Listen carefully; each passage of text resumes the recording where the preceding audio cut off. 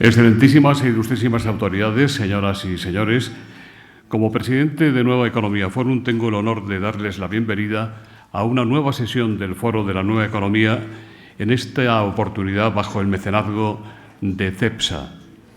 Hoy tenemos la especial satisfacción de recibir como ponente de esta tribuna a Su Excelencia el doctor Thani bin Ahmed Al-Zeyoudi, Ministro de Cambio Climático y Medio Ambiente de los Emiratos Árabes Unidos. Introducirá este acto don Héctor Perea, director de Estrategia Corporativa de CEPSA.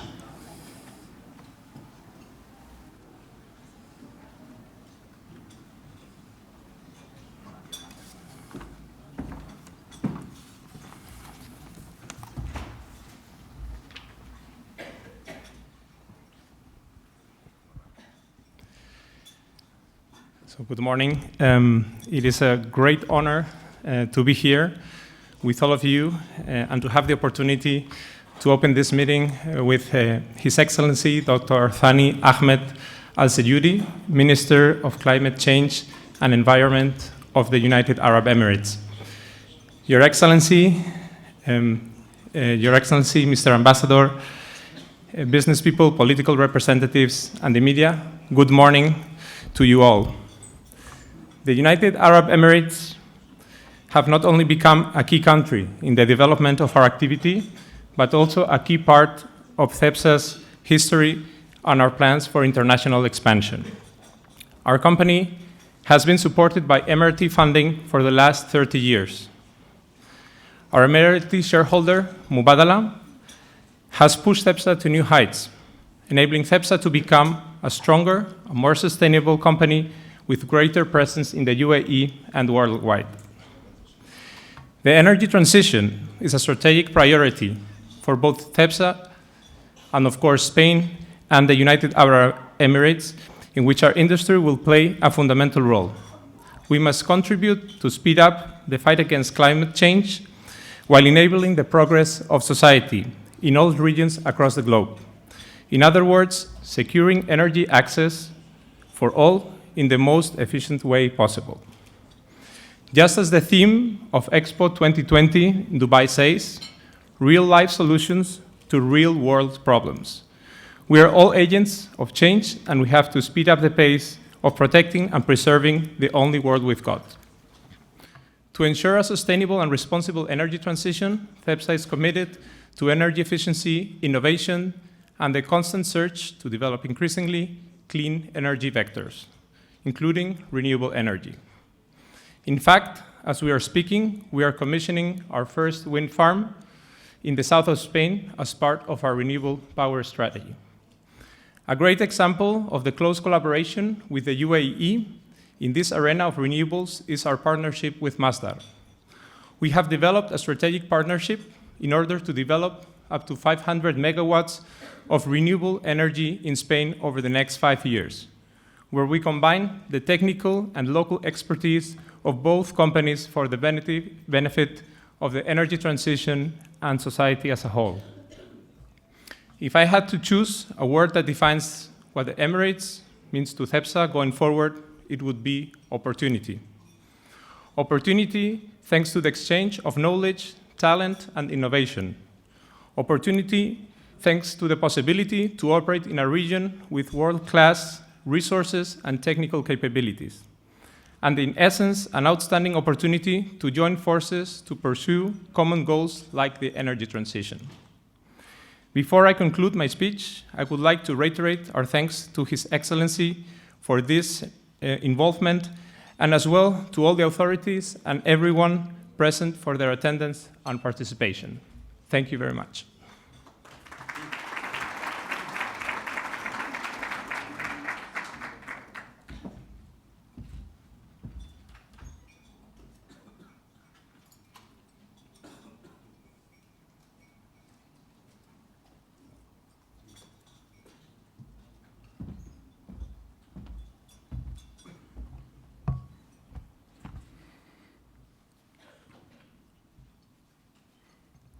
Ladies and gentlemen, good morning.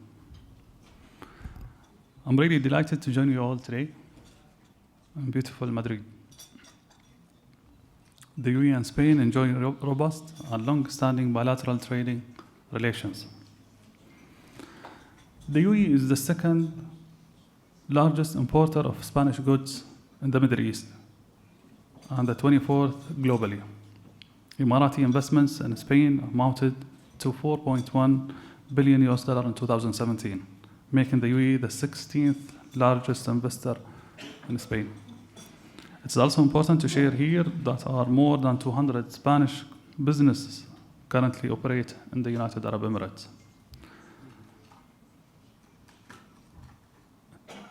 Interestingly, we share more than just economic synergies. Both our nations are firm advocates of climate action and sustainability. And I'm here today to brief you on the UAE's steady and confident steps toward a climate-resilient future. The UAE has undergone a major transformation within just a few decades. We have witnessed a comprehensive development boom. Our population surged from some 279,000 in 1971, the year of the country's formation, to around 9.5 million in 2019.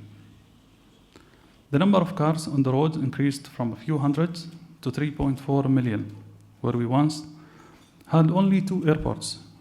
We now have 7 international airports that cater to over 671,000 inbound and outbound flights a year. As a maritime nation, the UAE is a home to 20 seaports, including one of the world's top 10. These figures offer only a glimpse of the country's development journey. However, the lightning speed of the UAE's transformation has put its scarce natural resources under immense pressure. You may know that the UAE has a limited supply of fresh water and availability of arable land. Adding climate change to the mix, we realize the need to maintain the delicate balance between man and environment that allows them both to thrive. So in 1971, about 6 months after the formation of the UAE, delegation from the United Arab Emirates attended the United Nations Conference on Human Environment, the world's first environmental mega conference a few decades ago. The UAE's founding father, the late Sheikh Zayed bin Sultan Al Nahyan, met the members of the delegation before they embarked on their journey. He told them that while they were heading to Sweden as representatives of the UAE's population, he expected them to speak for all people around the world. And 1975 saw the birth of the UAE's Supreme Committee on Environment that drafted the country's first laws and regulations aimed at protecting our environment. Ladies and gentlemen, the UAE has one of the first countries in the region to heed the climate change warning and ratify the Paris Agreement. Since then, we have followed a systematic approach toward climate change mitigation and adaptation. Despite its location in the heart of the region known for its dependence on hydrocarbons, the UAE realized early on that energy diversification is a key to cutting down greenhouse gases and to ensuring our climate action efforts are on track. So we set very ambitious targets, clean targets. We're aiming to reach 75% by 2021 and 50% target by 2050.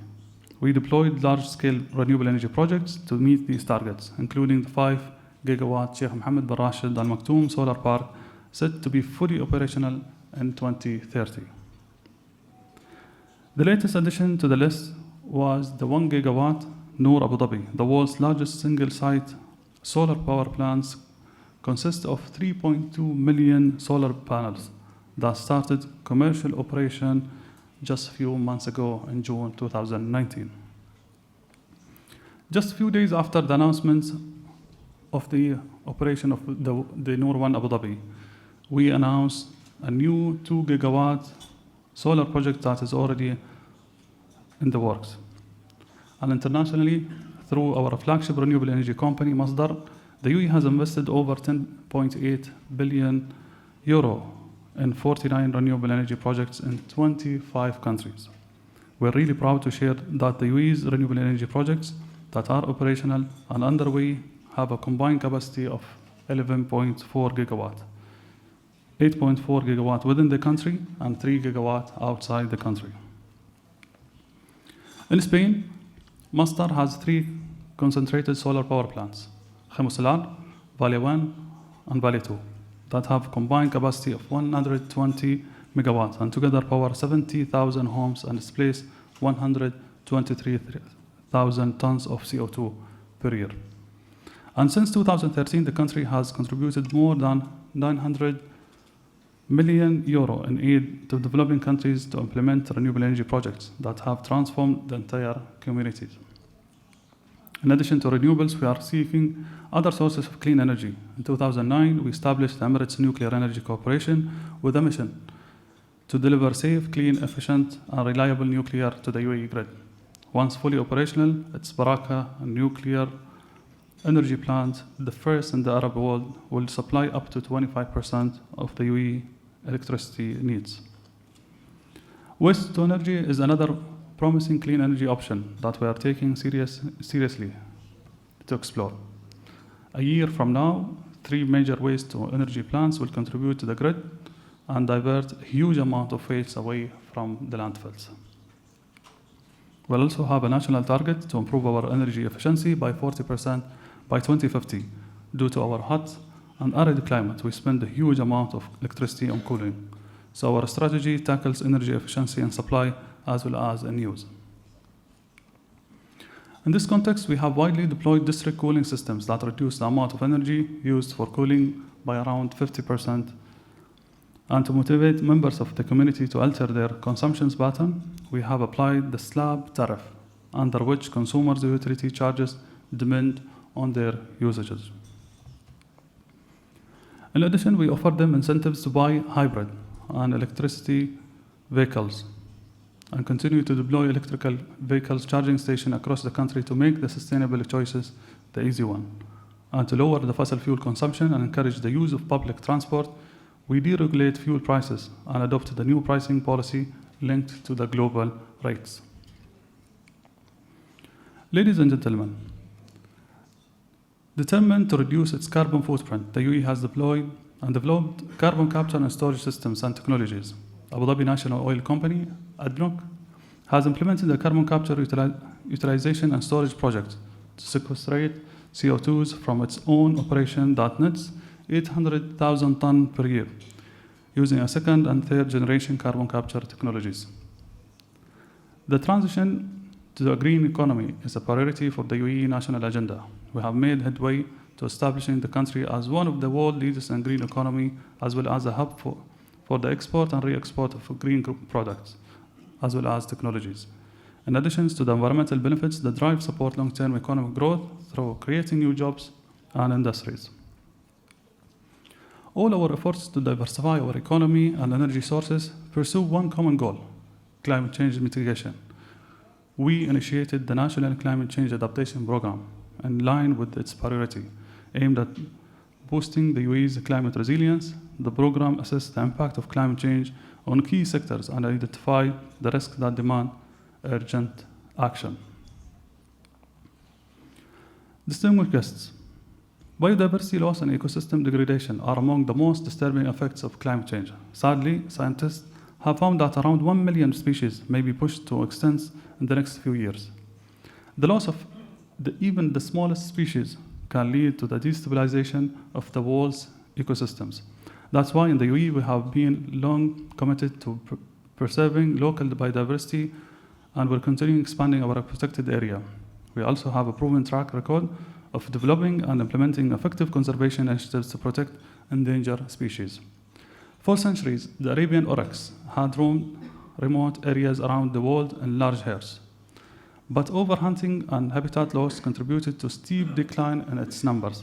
Despite warning, the final herds in Chad disappeared, and 2000, the IUCN Red List of a threatened species declared that the Arabian oryx extends in the wildlife. It seemed that another graceful creature was lost to the world. Urgent action was needed to guarantee the survival of the Arabian oryx. We had the last 5 to 7 of these in the wild capture to form the basis of a breeding program that saved the entire species from extinction.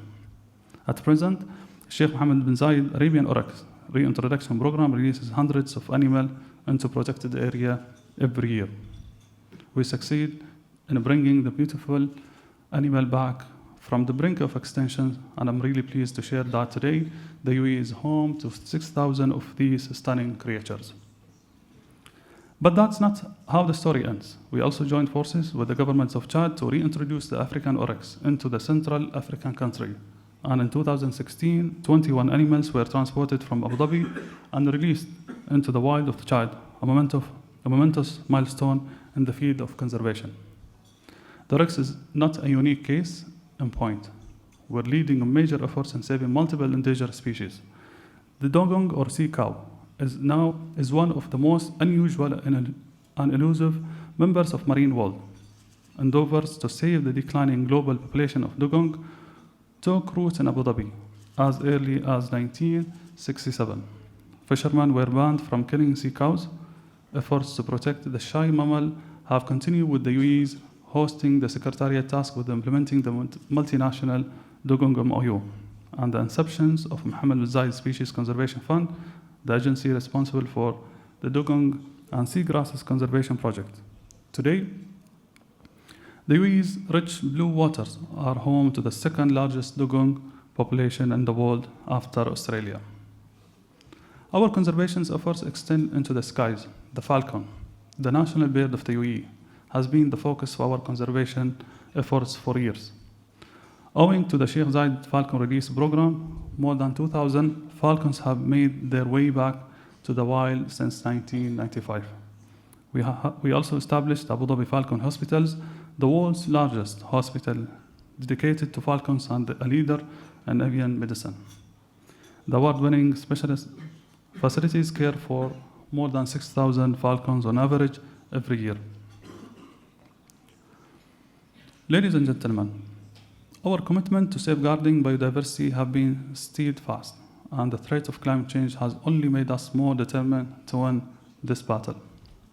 However, to succeed in our mission, we need to actively involve everyone, governments, businesses, academia, and the public, to spur collective climate action and to step up climate ambition.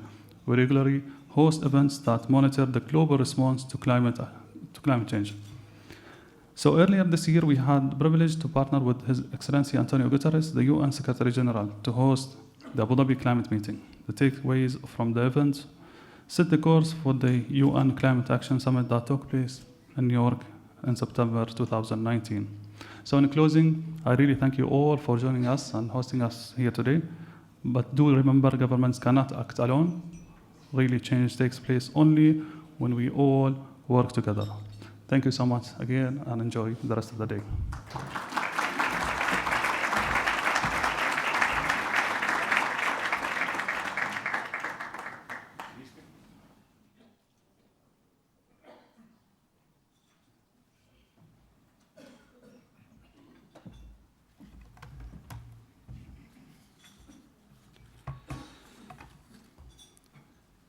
Señor Ministro, muchas gracias por su intervención. Las primeras preguntas las hacen Santiago Contreras y Javier Fernández Arribas. Santiago dice: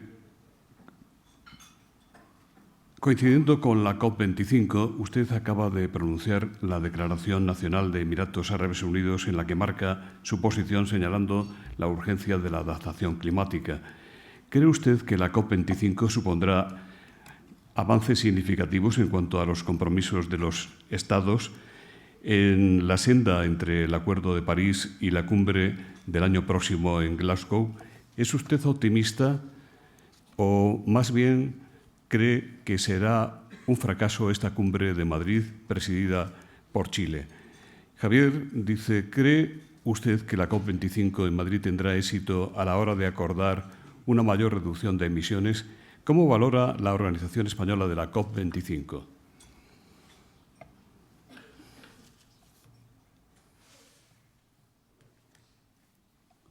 Well, Thank you so much. First of all, we'd like to thank the Spanish government to step up very quickly and very short period to host the CUP. Hosting the meeting in very short message after the announcement of the Chilean government that they will not be able anymore to host the CUP because of the internal matters was a leadership step from Spain, which has been received in very thankful manner from all parties and members of the climate change community. Are we going to have a successful summit? For sure. There is no failure in the climate change. The minute that we get together, we're pushing certain agenda forward. We're hoping that some of the milestones are going to be continued and the discussion is going to be continued. As expected, the modalities of the national determined contribution are going to be detailed during the CUP in 25, and so far the negotiation in that field is going to be finalized, basically because member states have to submit their NDCs next year before the CUP in Glasgow. Negotiations are always tough, so if we're going to expect that we're going to solve out the whole issue of climate change in one CUP, it's not realistic. But at least we're progressing toward having more collective and having more concise and one voiced toward reducing the global emission. Muchas gracias, ministro. Rosalía González dice: Emiratos ha vivido y vive de sus recursos petrolíferos. ¿Cómo puede explicarse que su país esté colaborando realmente en la descarbonización del planeta, lo que parece que va en contra precisamente de su principal negocio? ¿Cómo van a lograr un modelo económico que asegure la sostenibilidad de Emiratos? Y Roberto de Diego dice: siendo los Emiratos un líder mundial en la producción de petróleo, ¿cuál ha sido el proceso de decisión que les ha llevado a liderar también los esfuerzos de la región en medio ambiente y en energías renovables?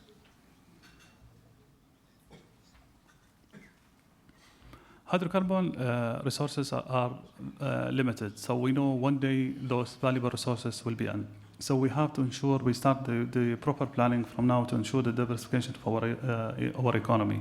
The decision was taken almost 20 years ago with the bold decision that we have to start investing in the various energy sources, such as the peaceful nuclear program, as well as the renewable energy, to ensure we're supplying the power needs and demands within the country, and at the same time ensure that we're continuing our international energy leadership position. The decision wasn't easy, and we had a huge resistance from the internal stakeholders as well as the regional stakeholders that this is going to be against our valuable resources, the hydrocarbon. But the minute that we start the implementation of the project and they saw that we're really preparing the future, the government for the future, and we're preparing our economy toward more diversified and creating more jobs, everyone jumped in, and we see a major transformation in the way that the business is running within the whole region. Are we going to continue the diversification? That's for sure. It's a strategic decision which has been taken a while ago within the UAE, and we're going to continue to explore more opportunities with the business, attract more latest technologies to see how can we really do this decarbonization efforts within the UAE. We have very ambitious targets to achieve 50% by 2050 from clean energy. It's not an easy for hydrocarbon nation, but we know with the evolvements of the technology and the fast support from the research and developments and the scientists, we're going to hit the targets even before 2050. La Expo Universal Dubai 2020 será un escaparate mundial para su país. España participará activamente con un muy sólido pabellón. Pablo Bravo, que fuera embajador de España en Arabia Saudí, le pregunta al respecto del medio ambiente en este gran... Él dice, el respeto al medio ambiente en este gran evento está siendo considerado durante y sobre todo después de su celebración. Juan Revuelta, de la Fundación Nueva, dice, la Expo 2020 es una oportunidad para aumentar la cooperación tecnológica al desarrollo en algunos objetivos ODS de Naciones Unidas, como energía y agua.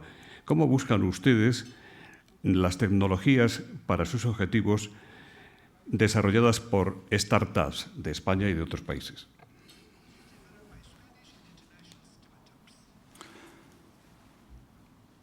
First of all, when it comes to Expo, we're looking forward to have all of you visiting us next year in Dubai throughout Expo 2020. One of the main pillars of the Expo 2020 is sustainability. So environment has been already taken consideration in the whole development of the site of Expo. And at the same time, most of the member states and most of the pavilions for the countries who are participating with us are taking the environmental aspects and sustainability within their designs and the showcasing throughout the Expo. The main objective that we have and we want to send across through Expo is we want to ensure that we're taking the experience which we had throughout the last 4 decades within the UAE, and which we're going to have within Expo, and try to replicate it in the whole region and the whole media area. A strong message that the resources are very scarce when it comes to energy, water, and food. And there will be more and more pressure on those valuable resources. So there's so many companies and countries are showcasing how they can sustainably run and use and capitalize and utilize those resources in very efficient manner throughout the Expo. I want to highlight the role of the Spanish private sector. There are a couple of Spanish companies are building a couple of pavilions, especially the UAE pavilion. Axonia is going to build our national pavilion. So there are so many opportunities, and our national agenda, national pavilion is taking sustainability and environment in consideration throughout the building and as well as showcasing. One last point that I want to mention: Expo is going to be powered almost 100% by renewables. There will be hybrid cars and hybrid buses. We're going to apply some of the latest technologies like the hydrogen through the transportation. So we, as well through Expo, we're going to pilot the latest technologies and showcase that those technologies are economically visible to everyone who really wants to take them in a larger scale. Ramón Sagredo precisamente le pregunta por una empresa española que usted ha citado. Dice, ¿qué valoración hace, señor ministro, de la presencia y de la actividad de empresas españolas en Emiratos, por ejemplo, por parte de Acciona, a la que usted ha mencionado? The answer is very simple. If we don't trust them, they will not continue the business. As simple as that. They did a good job previously, so they're continuing having new businesses. Amado Lorenzo le pregunta cómo modificará la inversión en CEPSA los movimientos en Aramco y en otros fondos soberanos.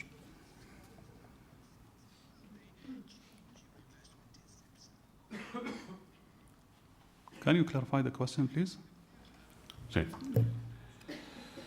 Pregunta Amado Lorenzo cómo modificarán la inversión en CEPSA los movimientos en Aramco y en otros fondos soberanos.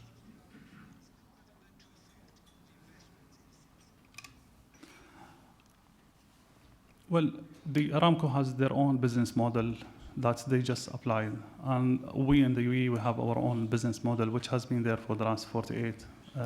So CEPSA and all other business companies will not be disturbed in their businesses in the UAE. And we're always going to look back at our regulation, our laws, and try to facilitate the businesses and attract more businesses to the country. So I want to assure CEPSA and the other companies that we're going to continue opening doors and explore more opportunities and facilitate the businesses to the country. Muchas gracias. Luis Pertejo le pregunta cómo se pueden cumplir los compromisos internacionales sobre el cambio climático teniendo en cuenta la oposición o no colaboración de Estados Unidos, de Rusia, de India y de China. For us, when we look at the climate change, we look at it from two main aspects. The first one, regardless those big countries are taking really the climate change seriously or not, it's their internal matters. For us, climate change is linked to the health of our people.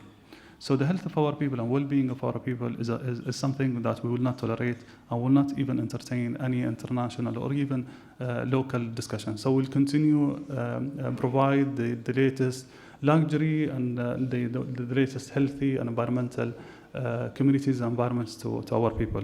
The second aspect, we look at climate change and those international commitments as an opportunities to really to diversify our economy. One of them is the green economy. And we saw a major transformation in so many countries like Denmark, South Korea, by taking those topics seriously and create jobs and create social aspects from such topic. Antonio González le pregunta, ¿van los Emiratos a ampliar su programa nuclear? ¿Construirán más reactores además de las 4 unidades de Barakah? ¿Por qué tomaron la decisión de apostar por la energía nuclear? David Gomila, de Equipos Nucleares, dice, Emiratos Árabes Unidos ha culminado la construcción del primer sector en Barakah y tiene previsto la puesta en marcha de otros 3 nuevos reactores. ¿Cómo valora usted el uso de la energía nuclear para la generación eléctrica dentro del necesario proceso de descarbonización del sector energético? Cristina Martín, de Hispanidad, le pregunta qué le parece que España vaya a acometer un cierre progresivo de sus centrales nucleares.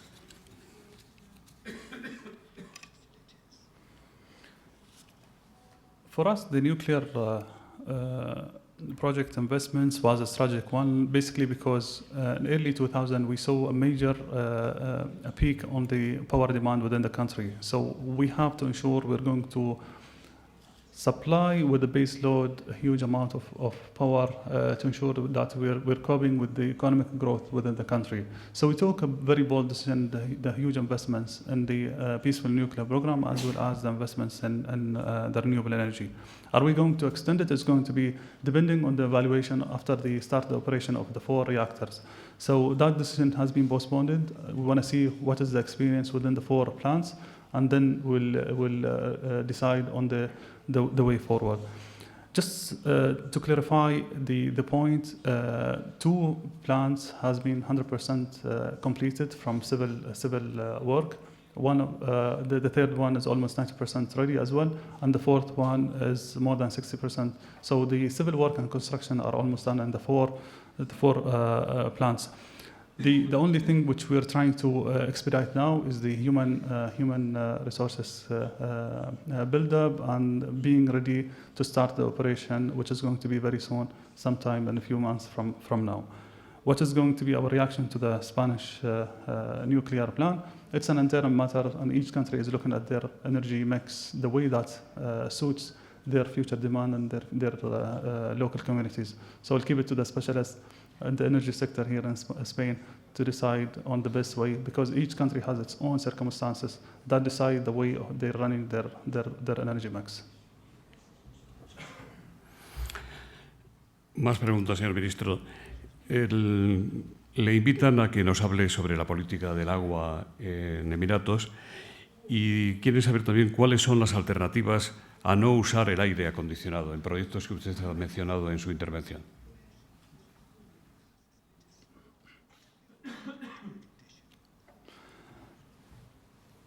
Let me start by speaking about water, then I will switch to the cooling.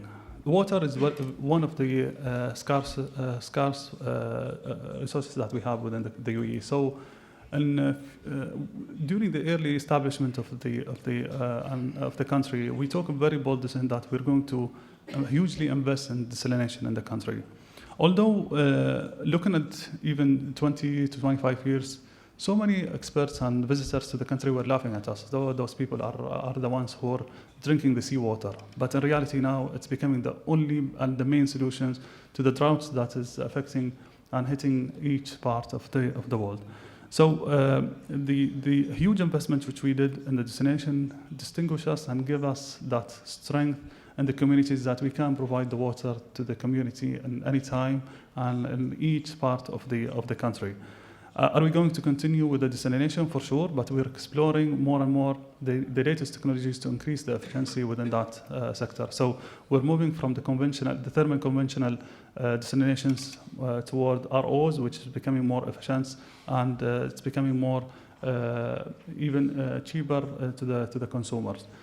The other aspects when it comes to desalinations, we start piloting using the solar or renewable energy within the desalinations. And the prices which we get is really amazing. It's even half of the prices that we usually get from the conventional desalination plants. So the research and developments and that will be continued. We're going to explore using the clean energy in the sector. We haven't stopped there. We're piloting how we're going to capitalize on the moistures, how we're going to convert the air to water. There are so many technologies that we're seeing around the world, and we're trying to pilot those technology in the country. We saw small examples, but for the huge volume of water needed, we have to continue the pilots to ensure we reach the optimum water quantity. One of the experience which we built throughout the last 5 years was the cloud seeding. And I believe we managed and we succeed to reach the right formula of cloud seeding. We start seeing the huge impact. Last year, we had the highest volume of rainfall ever in our history, basically because we managed to apply the cloud seeding at the right volume throughout those clouds. We're building as well the network. We're encouraging the researchers and encouraging the scientists around the world to come and bring their ideas so we can pilot and continue the developments on the sector. When it comes to cooling, we're a nation which is very known with the high temperature. So for sure, we have to ensure we bring and we provide the conditioning and cooling to our people. Looking at what we have done in the last 20 years and the way that the movements toward the investments in clean energy and the peaceful nuclear program, we said we will not only focus on supply, we have to look at the demand as well and try to minimize and increase the efficiency within the sectors, especially the residentials. 50 to 60% of our energy goes to cooling. So we talk about this, now we have to start investing in the district cooling. District cooling is more efficient. And we start the investments through two of our companies, Empower in Dubai and Tabreed in Abu Dhabi. We're operating in more than 30 sites within the country, and we're operating in more than 10 countries in the region as well through this district cooling. The saving is amazing. We're talking about only efficiency. Efficiency has been increased by 50%. So it's one of the game changer for us, and it's one of the technologies which we're going to continue explore how we're going to improve the efficiency in that sector. Muchas gracias, señor ministro. Otras preguntas las hace Pedro Ramírez, que quiere saber cuál es el grado de compromiso y cuáles son las medidas que su gobierno está dispuesto a adoptar y está adoptando para reducir la desigualdad de la renta entre sus ciudadanos y para favorecer la mayor integración de la mujer en áreas de responsabilidad en Emiratos.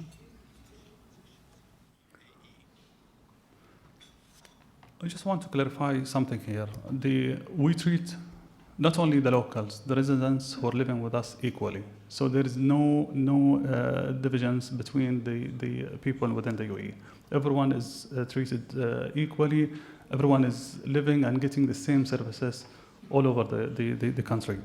When it comes to the woman empowerment, it's one of the things which I want to shed the light on in more details. We have 9 ministers out of 30 ministers are part of the cabinet. We have almost more than 60 to 70% of our workforces in the whole government entities are women. Women are having the highest number of graduates from our public universities. So women are already empowered within the country, and they're participating, they're working with us in every and each single sector within the UAE. The Federal National Councils, we had the first spokesperson who was a woman for the last round. She just left the Federal National Council just a month ago. So women empowerment for us has been embedded. It's not new. We have been doing this since the union for the last 48 years. and we're going to continue with the same approach. The woman is an integral part of the country and the formation of the nation, and they're going to be always as an integral and vital pillar of the nation. Soledad Fernández le pregunta, señor ministro, si aceptará Emiratos el compromiso de emisiones cero en el horizonte de 2050 o si incluso está dispuesto su país a lograr ese objetivo antes de esa fecha. We have already launched our target for 2050, which is a 70% emission reduction from the power sector by 2050. We know that so many countries have already announced that they're going to reach the zero net carbon by 2050. We want to know the details. We don't want only a top highlight and top headlines in the news without knowing the details. We want to know from those countries how they're going to achieve it, and from there we can start and discuss the way that we're going to achieve that. But for us, we have already announced our numbers. Our numbers are going to be 70% by 2050 from the power sector, and it's basically because it's one of the main sectors that contributes to the emissions that comes out from the UAE. Muchas gracias. Yo quisiera invitar, antes de terminar este desayuno informativo del Foro de la Nueva Economía, al embajador de Emiratos Árabes Unidos en España, el señor Al-Zeyoudi.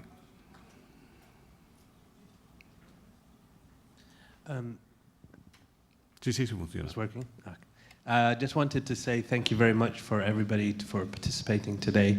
Also to Nueva Economía for hosting us. And also to welcome our Minister, His Excellency Dr. Thani Al-Zeyoudi, for being present here today. Dr. Thani is one of the young ministers who are really making a change in the UAE. And it's part of the overall vision of our leadership to think about the development in the UAE, not just from an economic point of view, but from a holistic point of view, looking at how the full spectrum of our citizens and the people who live in our country live, and their quality of life. Today we have a Minister of Happiness and a Minister of Tolerance, and our Minister of Environment, of course, of Climate Change and Environment, is one of those key ministers who really works every day to improve the lives of our citizens and of the people who live in the UAE. The UAE sees sustainable development as an integral process, and as His Excellency mentioned, we are seeing diversification in our economy on a phenomenal level. We're well advanced in our region. 70% of our economy today is non-oil and gas based, and that is through the partnerships that we have with companies from around the world, and in particular with Spanish companies. So I hope that all of you will take the opportunity to learn and understand about the UAE more and come and visit events such as Expo 2020. And of course, I want to thank His Excellency again for all his hard work, for protecting our environment. Something that is a legacy, we should mention, of our founding father, Sheikh Zayed bin Sultan Al Nahyan, who really talked about sustainable development before it became a fashionable term. It was in the DNA of the UAE, and not many people know that. So I hope that you'll come and visit the UAE and enjoy the wonderful environment we have there that is being protected every day by His Excellency and his team. Thank you very much. Señor Ministro, ¿quiere añadir usted algo para terminar este acto? Again, I would like to thank you all for hosting us here today, and I'm looking forward to see you all in the UAE as business partner as well as valuable guests to the UAE. We really appreciate this relation with Spain and with the various stakeholders within Spain, and I'm really glad to be back to Madrid and looking forward to see you all in the UAE and especially in Expo 2020. Thank you.